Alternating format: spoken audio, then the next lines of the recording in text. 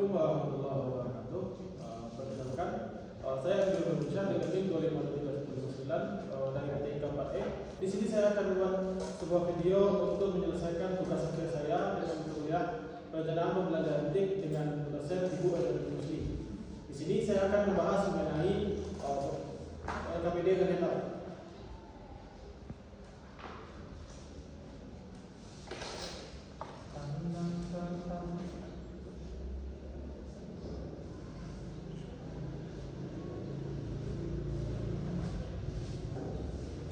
Pertama saya akan membahas mengenai LKPD. LKPD atau Lembaga Kerja Peserta Didik adalah sebuah wadah data yang berisi panduan untuk peserta didik yang mana digunakan untuk membantu peserta didik dalam melakukan pembelajaran. LKPD ini dirancang oleh guru untuk membantu siswa dalam membangun, menerapkan maupun menemukan konsep dalam pembelajaran. Adapun tujuan dari LKPD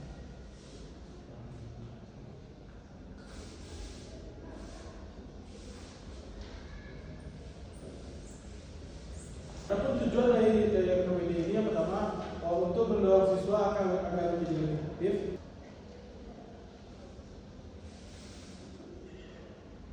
lalu meningkatkan pemahaman konsep siswa,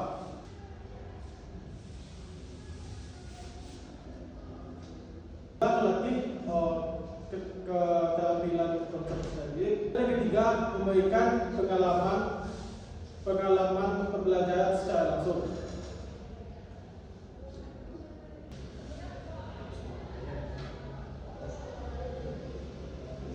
Lalu kita masuk ke langkah-langkah pembuatan LKPD.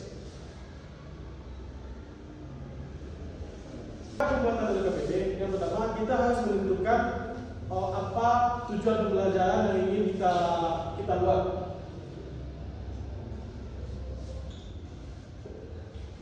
Setelah kita menentukan tujuan pembelajaran, hal kedua yang harus kita lakukan adalah menentukan isi pokok bahan ajar tersebut.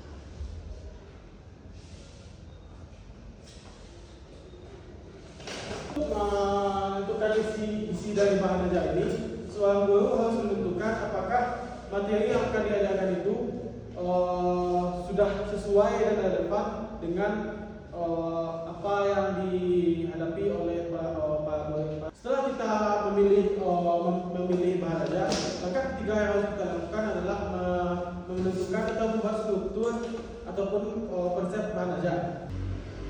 Setelah kita menentukan isi dari bahan ajar, hal ketiga yang harus kita lakukan adalah menentukan aktivitas selama pembelajaran, menentukan atau merancang.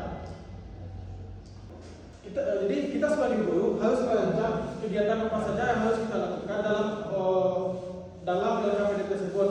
Untuk contoh dari aktivitas itu mungkin berupa proyek ataupun melakukan sebuah percobaan yang akan dilakukan oleh siswa. Setelah kita menentukan aktivitas, hal keempat yang kita lakukan adalah membuat pertanyaan-pertanyaan maupun soal.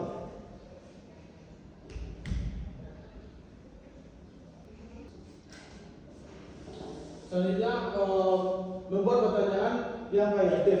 Pertanyaan-pertanyaan yang variatif ini bisa berupa pilihan ganda, isian maupun uraian gitu.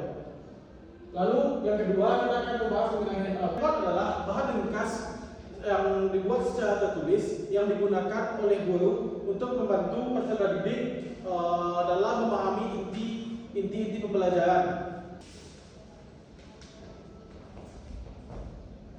NETAP ini juga bisa disebut sebagai contekan yang sah yang diberikan oleh guru untuk siswa agar siswa tersebut lebih mudah memahami apa saja inti dari pembelajaran yang akan diajarkan oleh guru.